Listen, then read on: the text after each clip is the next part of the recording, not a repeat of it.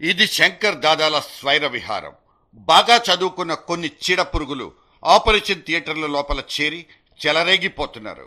Swine flu మహమ్మారి కంటే భయానకంగా మారి జనం ప్రాణాలతో చెలగాటమాడేస్తున్నారు.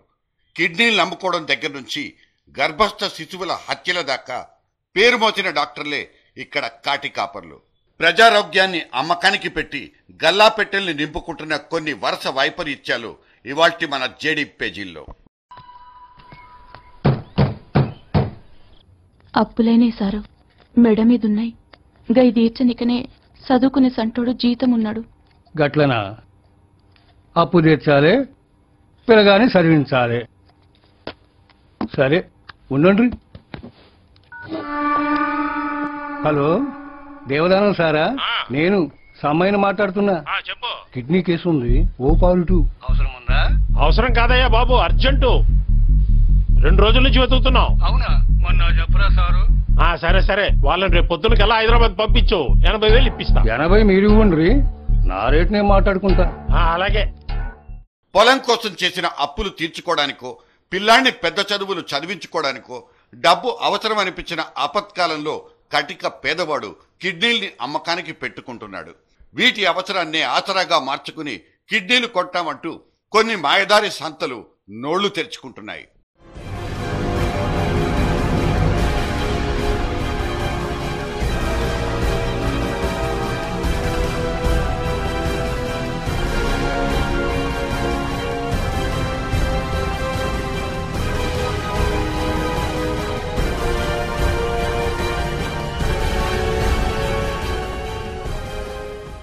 కిడ్నీలంటే సంతల్లో కూరగాయలు, లక్షల్లో బేరసారాలు, కమిషన్లతో కక్కుర్తి. పనికి మాలిన డాక్టర్లే పేరు మోసిన బ్రోకర్స్.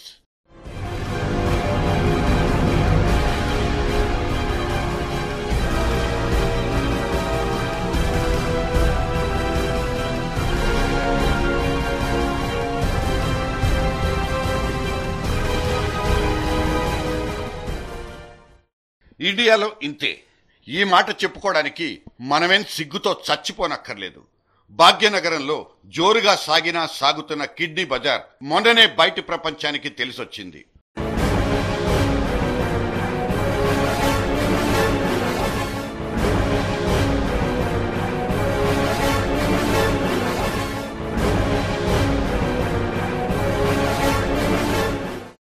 ఇద్దరు వ్యక్తులు రాజేంద్ర కుమార్ మరియు వెంకట శ్రీనివాస్ ఇద్దరు కలిసి బ్రోకరేజ్ చేసుకుంటా ఈ డోనర్స్ని ఊర్ల నుంచి తీసుకొచ్చి దే ఆర్ గోయింగ్ టు వాళ్ళు సేల్ చేయడానికి ట్రై చేస్తున్నారు. అంటే ఆ డోనర్స్ని ఏదో రేట్ మాట్లాడేసుకొని అమౌంట్ మాట్లాడేసుకొని ఏదో డాక్టర్ దగ్గర ఈ ఎవరికైతే అవసరం ఉందో కిడ్నీ వాళ్ళని అమ్మేయడానికి ట్రై చేస్తున్నారు. కిడ్నీ మార్పిడి ఇది పూర్తిగా చట్టబద్ధమైన ఒక ప్రక్రియ. ప్రభుత్వానికి తెలియకుండా కిడ్నీలు ఇవ్వడం, కిడ్నీలు అమ్మడం నేరం. కానీ హైదరాబాద్లో కొందరు డాక్టర్లే బ్రోకర్లుగా మారి కిడ్నీల్ని కొనుక్కుని బెంగళూరుకు ట్రాన్స్పోర్ట్ చేస్తున్నట్లు ఒక స్టింగ్ ఆపరేషన్ నిగ్గు తేల్చేసింది.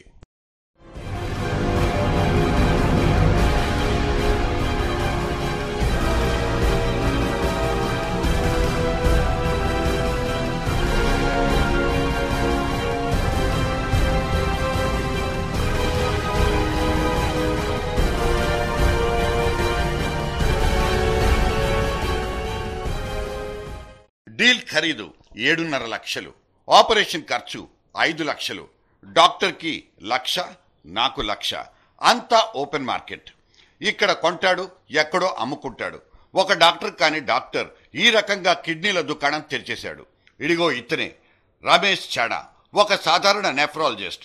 కానీ కార్ఖానా ఏరియాలో ఈయన గారి ఇంటి ముందున్న బోర్డు చూడండి, specialist in dialysis, kidney transplantation. అసలు మూత్రపిండాల నిర్మాణం గురించైనా ఇతగాడికి తెలుసుండదు. బడా బడా కార్పొరేట్ ఆసుపత్రుల్లో మాత్రమే కనిపించే కిడ్నీ ట్రాన్స్ప్లాంటేషన్ ఎక్విప్మెంట్ ఇతగాడికి ఎక్కడ దొరుకుతుంది? మరి ఇతగాడు చేస్తానంటున్న ట్రాన్స్ప్లాంటేషన్ ఎక్కడ జరుగుతుందో అర్థం కాదు. డోనర్తో మాట్లాడి ట్రాన్స్ప్లాంటేషన్ చేసేస్తాను నేను, అదేం పెద్ద పని కాదు, అది ఇది అంత, ఈ ప్రైస్ ఎంతకి అమ్మారు ఏంది అనేసి ఇతని ద్వారా మొత్తం తెలుసుకొని తర్వాత మళ్ళీ విక్టిమ్ ఇప్పుడు ఎవరైతే రెసిప్టెంట్ ఉన్నారో, డోనర్ ఎవరికైతే డోనర్ కావాలో టీవీ9 వాళ్ళందరూ పోగానే డాక్టర్ గారు ఐడెంటిఫై చేసేసుకొని మాట మార్చారు.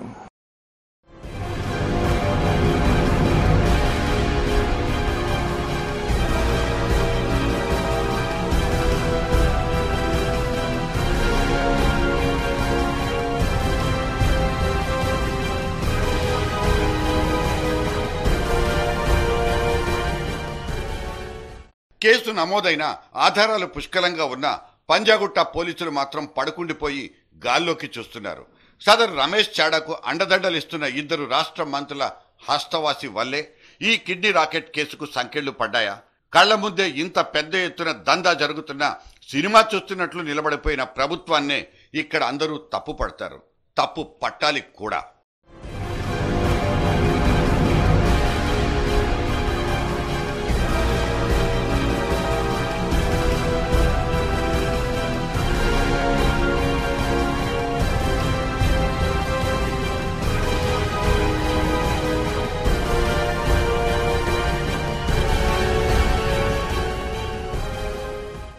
ఇక్కడ ఆవేశపడుతోంది సాదాసీదా మనిషి కాదు.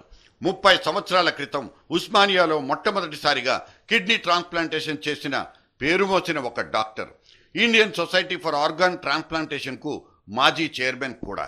మనిషి ఆర్గాన్లు అక్రమంగా రవాణా అవుతున్నట్లు స్టింగ్ ఆపరేషన్ లో స్పష్టంగా కనిపిస్తున్న సదరు మాయగాడిని ఎందుకు పట్టుకోలేకపోతున్నారు? ఇది ఆయన సూటి ప్రశ్న. Amount of work turned out, even the poorest of the people only go to Usmania Gandhi. And no government hospital ever would take care of them. I am telling you, that's why my anguish is, don't blame government hospitals.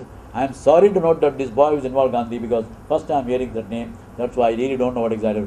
However, even if anybody belongs to government hospital, they must be punished strictly and they must be given the. We have taken decision. I think if I noted in my note I wrote, we will request the organizations like ISOT, University of Organ Transplant, ISN, IMA to debar these people from the profession and cancel the license. దేశంలో ఉన్న ఆసుపత్రులన్నీ rules ని తుంగలో తొక్కేవే. 98% transplantations illegal గా జరిగేవే. ఇవి మనకు మింగుడు పడని చేదు నిజాలు. డాక్టర్ కిషన్ చెప్పిన క్యాలిక్యులేషన్ ప్రకారం ఇండియాలో 3 లక్షల మందికి కిడ్నీలు కావాలి.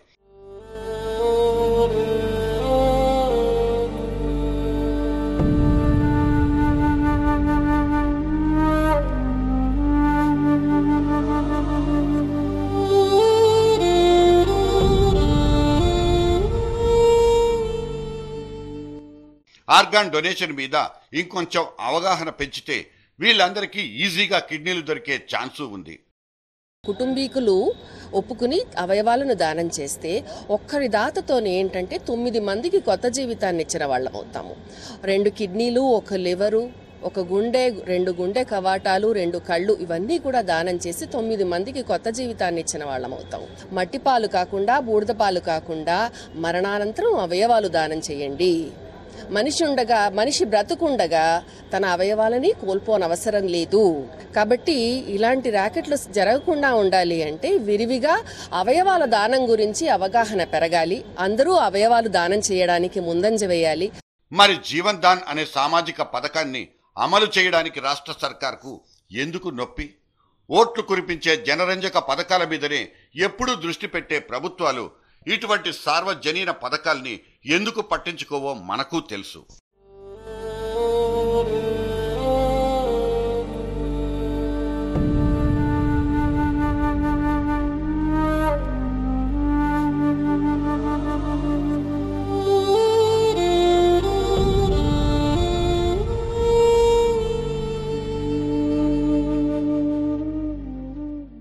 బయటికి తీసి సరైన సమయంలో ఇంప్లాంట్ చేసుకోలేక డస్ట్ బిన్ లో పారేసిన కిడ్నీలకు కూడా ఇండియాలో లెక్కే లేదు. మన దేశానికి పుట్టుక నుంచే ఉన్న నిర్లక్ష్యం అనే జబ్బు వల్లే ఇంతటి నిర్వాకం. కిడ్నీల నిల్వ సామర్థ్యాన్ని పెంచుకునే స్పానిష్ మెథడాలజీనైనా మనం ఇంప్లిమెంట్ చేసుకోలేం. తక్షణం బోనెక్కించండి ఈ చేతకాని సర్కార్ని.